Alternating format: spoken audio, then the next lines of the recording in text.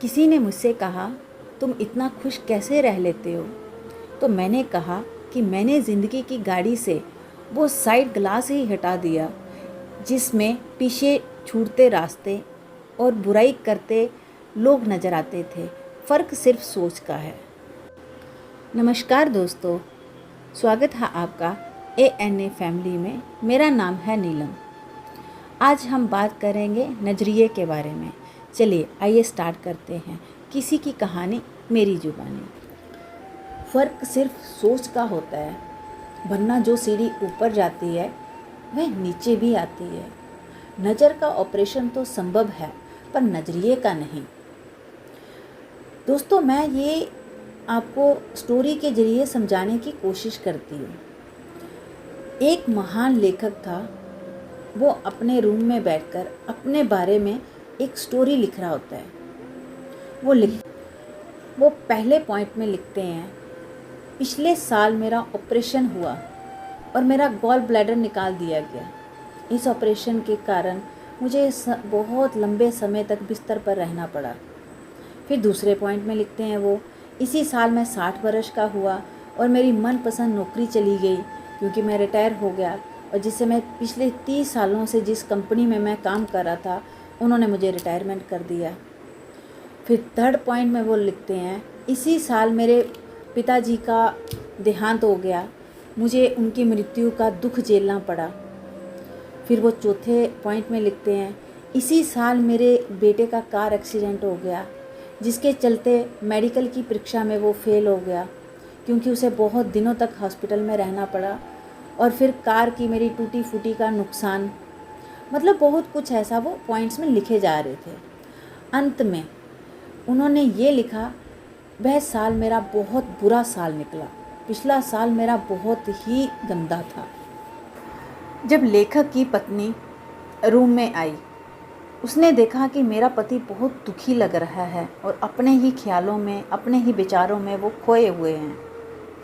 वो सामने ना आकर लेखक की कुर्सी के पीछे खड़े होकर उसने देखा और पढ़ा कि वो क्या लिख रहे हैं। उसने उसका देख के कुछ नहीं बोला, वह चुपचाप कमरे से बाहर चली गई। एक दूसरा कागज़ के साथ वापस कमरे में लौटी।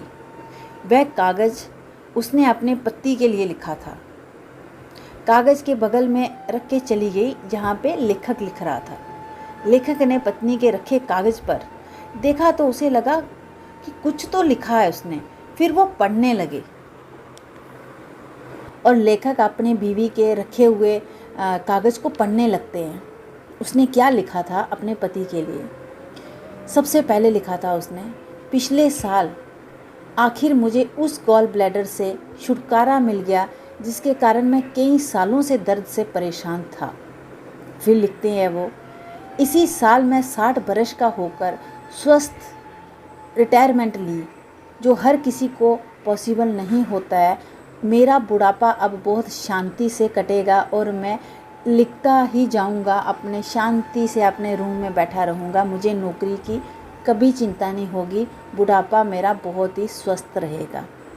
फिर वो तीसरे में लिखते हैं, इसी साल मेरा 95 वर्ष के पिताजी गुजर गए, जिन्होंने कोई सेवा नहीं कराई। ऊपर वाले ने इतना ब्लेस्ड करा था कि 95 साल बहुत ज़्यादा होते हैं, और वो बिना बीमारी के परमात्मा के पास चले गए। और वो आगे लिखती हैं, इसी साल भगवान ने एक्सीडेंट से मेरे बेटे को बचाया, उसकी सुरक्षा की। कार तो टूट फूट गई पर मेरे बच्चे को नई ज़िंदगी दी, उसके हाथ पांव सलामत रहे। अंत में उनकी पत्नी लिखती है, इस साल भगवान की हम पर बहुत कृपा रही, साल बहुत अच्छा बीता। दोस्तों, हम लोगों के जीवन में, चाहे आप हो, चाहे मैं हूँ, चाहे हर कोई हो, हर किसी की लाइफ में बहुत परेशानी होती हैं। हर कोई परफेक्ट नहीं होता है। जहाँ कोई ऐसा इंसान नहीं है कि जिसके जीवन में कोई परेशानी नहीं आई हो, पर फ़र्क सिर्फ हमारी सोच का होता है। ये पूरी हमारी सोच पे निर्भर करता है कि हम चीज़ें वही रहती हैं, पर हमारा नज़रिया बदलने से पूरा परिणाम बदल जाता है। तो ये सिर्फ हमारे नज़रिए का कमाल होता है और कुछ नहीं होता। जो हमसे बहुत आगे बढ़ चुके हैं, जो हमसे बहुत पीछे हैं, फ़र्क सिर्फ और सिर्फ नज़रिए का है। जब भी कोई परेशानी आती है हम उसको किस तरह से लेते हैं, हम किस तरह से हम जीने की कोशिश करते हैं। हमेशा आपने सुना होगा कि पॉजिटिव और नेगेटिव चीज़ें होती हैं।